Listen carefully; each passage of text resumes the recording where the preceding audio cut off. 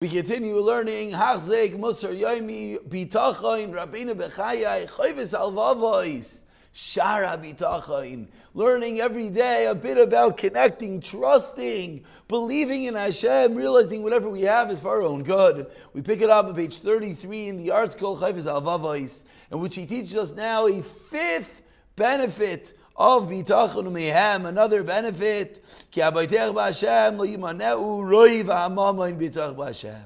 One who believes in Hashem, if he has money, it won't prevent him from continuing being bayteach b'Hashem. So we're playing out both sides of the coin. One who doesn't have money is bayteach b'Hashem. We learned yesterday that he realizes, great, less tirdos, less worries, less anxiety. Now he's teaching us that if you are B'Teach B'Hashem and you have money, you're also going to be able to continue being B'Teach B'Hashem.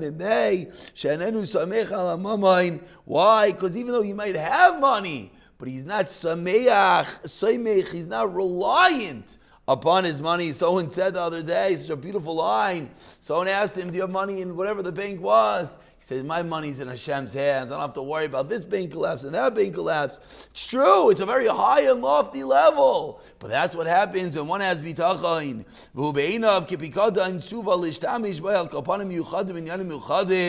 He views whatever he has, it's a deposit from Hashem. You have to use it in a specific way. You have to give tzedakah, etc. But ultimately, everything it's God's charity. It's God's bank. Lizman katzav, for whatever allotted amount of time that Hashem gives you on the money.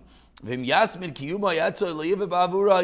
once he has this outlook, once he has this mindset that the money is only a pikadon and it's the security by him, he has to use it for the amount of time that he has it, he's not going to become arrogant, he's not going to become haughty and conceited over the money, because he's going to realize it's all coming from Hashem.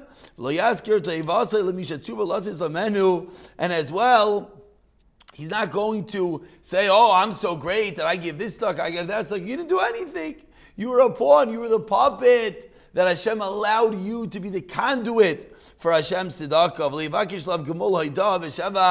he's not going to ask to be repaid. He's not going to ask to be thanked because it's nothing to do with him. What's he going to do? Thank Hashem. Asher Samahu Siba L'Toivos, that he pointed him as the Siba, as the impetus. The agent, the shaliach, is all we are, the puppet for Hashem's goodness. And he keeps on being B'Teach B'Hashem and working on his bitachon. And if one day he loses some money, lo yidag, he's not going to worry. He won't be dejected. He's not going to mourn avelus, that which he lost.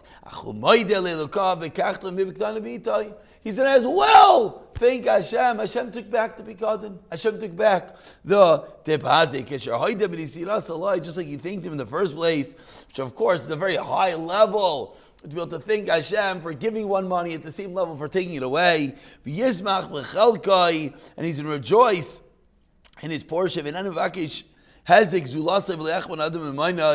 not going to wish harm on anyone else, and he's not going to be jealous of anyone else, even though he doesn't have the money. As Shlomo HaMelech has taught us, Tzaddik,